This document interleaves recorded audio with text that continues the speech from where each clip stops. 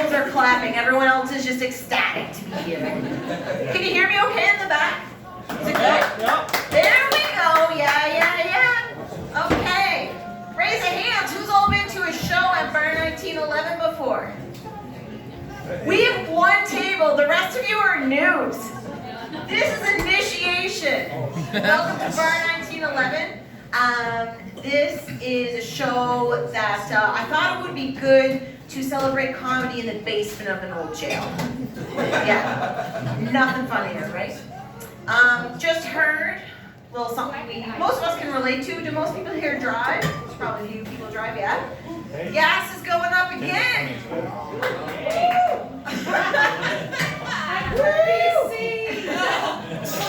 Lord. How much is the cost up there? Holy shitballs, really? Yep. Wow. What I want to know then out in BC and even on PEI, who's filling up on the premium? Like, who can afford the super clean? Me, I'm a regular girl, yeah. Don't mean my bowel movements, I mean actual gas. But, I fill up on the regular because I want to save my extra change for my Dairy Queen. I want my blizzards. Did you know that Charlottetown, Prince Edward Island, has the busiest Dairy Queen in the entire world? Woo. Yeah, isn't that pathetic? And awesome. So Frank's spending our extra change on the premium gas. Let's save that change so we can maintain our premium waistlines. Been doing a lot of thinking, folks, like, how fat is Charlottetown? We have 10 pizza joints in a 2-block radius. We had Stratford Pizza open in Sherwood. Here, Sherwood Pizza's gonna open in Stratford. It's not even Stratford Pizza, it's Stratford Pizza Corner on a straight road.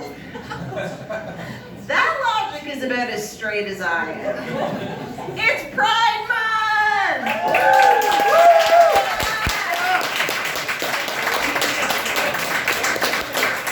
Being queer is the gift that keeps on giving. I'm a queer woman and I'm proud of it. I don't love gender, I love people. So I don't care if you're identified as man, woman, whatever, as long as you love me back. Now, I have never had a crowd pathetically clap for that before. I love that we're only a few minutes in and people can already tell who's hosting this ship. It's going down. No, I haven't been having a lot of work in the dating world lately. Who's phoning? Bailey, is that your phone? It's a what? Oh, the delivery app. What did they get? What did they order? Nachos. Can we steal a few before that goes out? They're out of nachos? Well, fuck, let's all just leave. No, anyways. You should have ordered a pizza. There's like 20 of them here. 20 pizzas? Oh, man. That's what I'm saying. 10 pizza joints in a 2-block radius. Anyway, I'm a queer woman, but I haven't been having a lot of luck in the dating world lately. Dating pool on PEI is pretty shallow. Yeah, a lot of the fishes are wearing the same jeans. Been going out on some dates, but whenever I ask people why they don't want to keep dating me, they usually say it's because I'm what they call annoying. See, I don't know how personal we should get, but I just want to warn you, I'm one of those comedians. I have the bipolar disorder. The symptom that I struggle with most is called pressured speech. And if you don't know what pressured speech is, it means Tanya doesn't know how to shut the fuck up. I interrupt people all the time. It's actually really embarrassing. And it's not that I think what I have to say is any more important than you. It's just that what I have to say is more important than you. But folks, I would know people love to hear me talk, right? Like my therapist, my psychiatrist, my mental health nurse. I don't want to brag, but I have an entire mental health team. I forget what the next joke is. I've only been telling that joke for 3 years. It's okay. Oh yeah, I'm doping on, let's roll. Okay, we're going on autopilot. I'm doping on antidepressants. I'm dropping antipsychotics in my smoothies. Why does no one want to date me? I'm a really fun time. Being a bisexual woman at PEI is interesting, you know, especially on online dating. All those experimental couples think that bisexual is a synonym for threesome. Seriously, if you're bi, just make a profile for Fungo and Tinder. It's a BOGO. So buy one, get one free for the bis. I'm at a point in my life where, if I'm being honest, all I want is a girlfriend. But I have a very controversial opinion about the word girlfriend, okay? So, if you introduce me to your girlfriend, right? Is it a platonic friend that I can hit on? Or like a romantic partner that I can steal? Or what's even worse is when someone introduces me as their girlfriend. Like, are we just buds? Because that's cool, but you better let me know, because when you get down on one knee to tie your shoe, it's going to get real awkward when I think you're proposing.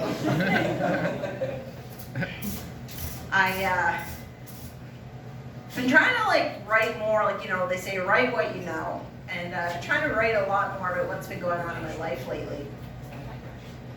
And I just finished rehab. Wow, you could hear a pin drop in the fucking room. It was called the Mental Health Intensive Day Program, which is a really nice way of saying I worked on my mental health Monday to Friday, 9 to 5, but they let me in on evenings and weekends to do comedy. That's funny. Anyway. Yeah, there we go.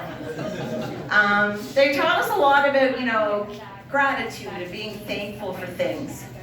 And,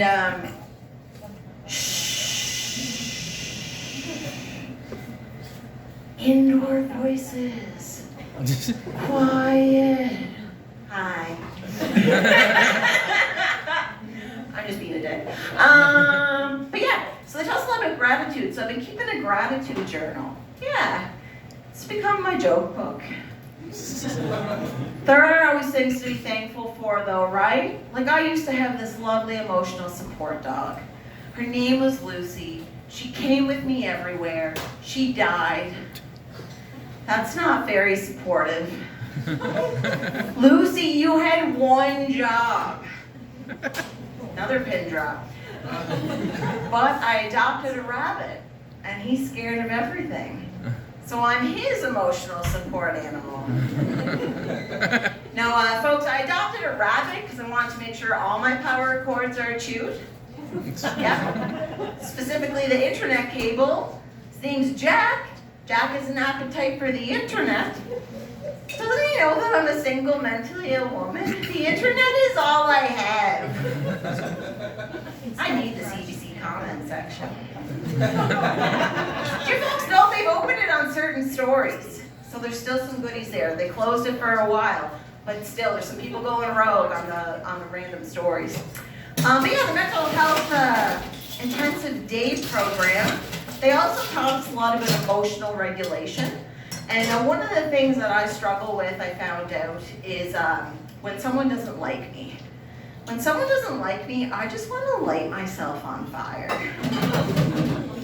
I came up, the woman hides the candle for me. It's plastic.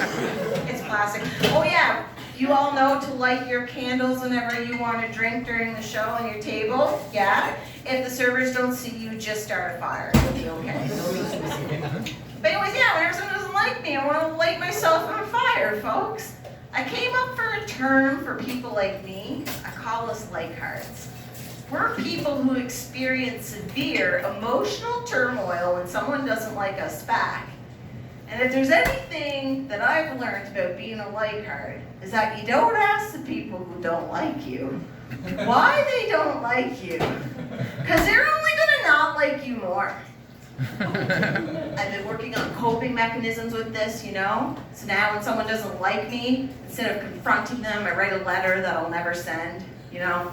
Sometimes I express my emotions, paint a picture. But folks, what I've learned and what I recommend is putting the two together and writing a letter you'll never send with spray paint on the side of the homes of the people who don't like you. And then that way you never have to confront them and make it awkward.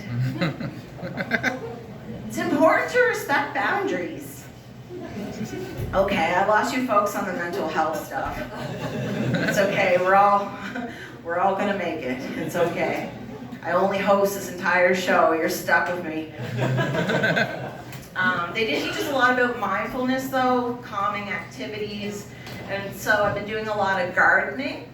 I'm specifically growing a giant pumpkin. Yeah, I'm gonna crush all those 4-H kids' dreams. 4-H kids deserve it though, folks. When I was little, I was bullied by 4-H kids, right? But like, if I was them, I would have bullied me too. I was such a loser. I grew up in a community called Marshfield. Does anyone know Marshfield? No? I don't blame you, it's exactly like it sounds. A marsh and a field. It's a nice way of saying I grew up on a swamp. Yeah, my dad, he ran a septic business. Do you folks know what I mean when I say a septic business? That's right, I was raised on shit. We also were real entrepreneurs. We went into the rental business, renting out porta potties. Yeah? You know those plastic shit houses? You see them at, proms, concerts, big events, maybe at a prom, tipped over, the girls screaming inside. It was my job to clean those. No pressure washers in 1992 was like scrubbing a mud puddle with a toothbrush. I was a 7-year-old girl with arms like G.I. Joe and I smelled like Stratford. Anyway, so I'm sure you all can imagine the glowing confidence I had as a kid. So yeah, the 4-H kids bullied me, but my 4-H leader Ron bullied me even more. Fucking Ron. Ron put me in the cow group, right? And I come from Marshfield. I didn't know the difference between a backyard cow and some fancy shined up dairy cow. And so when Old Home Week, you guys know what Old Home Week is on PEI, right? Yeah, when Old Home Week came around, the fair, I basically turned it into Old Home Wrecker Week. Not because I broke up any marriages, but because I just wrecked the entire agriculture area. Me and my dad roll in, bunch of hicks, and I brought these 2 twin calves that I bottle raised. Their names were Double Trouble. Isn't that cute? And we roll in with them to the fair, and they are just covered in shit.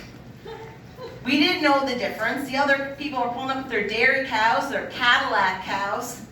And so my dad, like a bad science project, thought he'd make the area all fancy for us. Went to the Ferris wheel, stole a piece of plywood, and neither one of us could spell, and he wrote Double Trouble.